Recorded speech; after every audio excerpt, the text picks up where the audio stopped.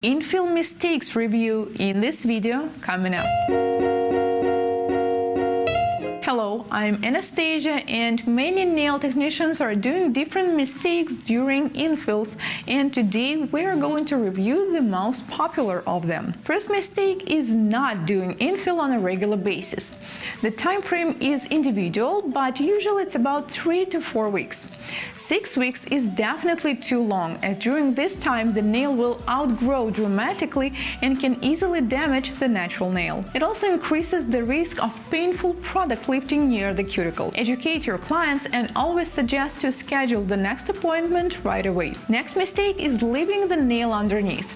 This is a very sensitive subject for some clients for unknown reason, but some of them are extremely desperate of keeping their natural nail underneath. It's probably because they're hoping that once they take their nails off, they will be able to wear long natural nails of their own. Which is true, they can, but if their nails were brittle and thin, this will not change, so I don't see any point of keeping them. Another reason on why you should file off the natural nail underneath is product lifting. You probably noticed that natural nails usually peel or curve in the corners of the free edge. It's happening right there, not near the cuticle, for a reason. Nail cells known as onicoblasts are older, about 3 to 4 months old, and connection between them is not as strong anymore. Our natural nails tend to curve as they grow longer, while hard product wants to stay in its original position. Now there's the conflict, and the product starts lifting. Once the natural nail is lifted, we have a pocket there, and hello dirt, contaminants, and our hair when we wash them. Thumbs up for those who got their hair stuck in the nails at least once. Next mistake is lifting. Normally the product should not lift, but it's still happening for a number of reasons, such as improper nail preparation. Sometimes it may be physical damage, such as client hit the wall. I do have a separate video about nail lifting. Make sure to check it out if you want to learn more about product lifting. When you see it, you need to file it off completely. It is much easier and safer to do it with electric nail file. But if you don't have it, or there's a tiny area that is lifted, you can use the hand file as well. Once you start filing off the lifting part, you may notice that it is growing. Sometimes it can grow, especially if the nail is flexible or oily, or sometimes you simply might not have noticed that the actual size of the whole area. It's very common for color or nude extensions whenever you don't see an enhancement, and this is even more dangerous. To start filing off the lifted area, then just leave a small pocket.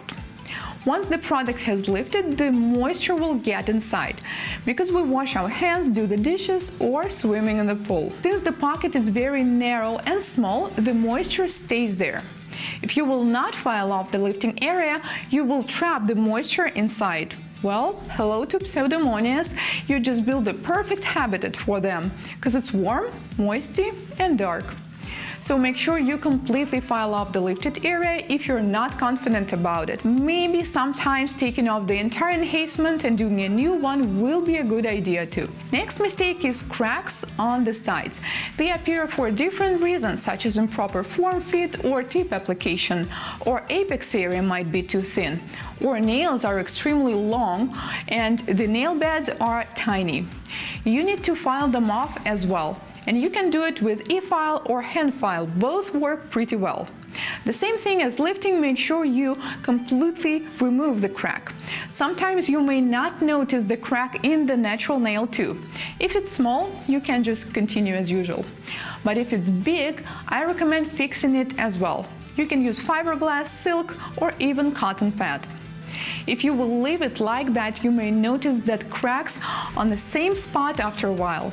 Some nails tend to grow upwards or downwards, and for this type of nails, the infill should be a little bit more complicated. But that's what infill is about. It is also called rebalance sometimes, because we are not just adding the product to the outgrown part near the cuticles, but we also rebalance the nail, create a new structure. So ideally, they will look exactly the same way as they did when you just did a fresh set. If nails are growing downwards, you need to add more product on the top and file off the extra product underneath. For ski jump nails, it's the opposite. Add more product underneath and file off the rest on the top.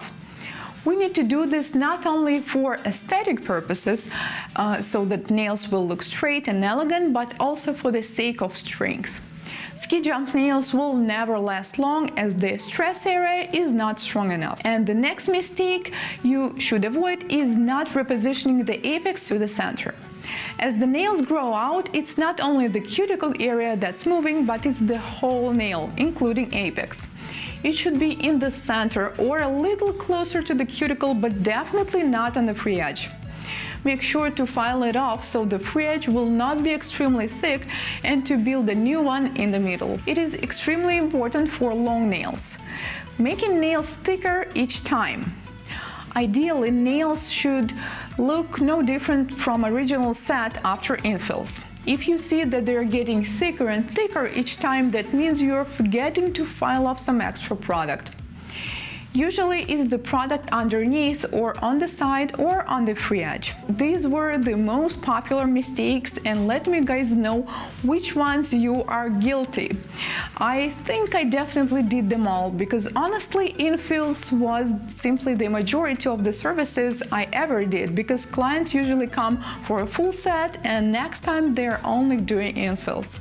So it is important to do everything right, because it depends on how many clients you will have and how many of them will return. Thank you so much for watching my video. If you're first time here on my channel, consider subscribing, as I post new tutorials and educational videos just like this one every week. And I will see you in my next one. Goodbye.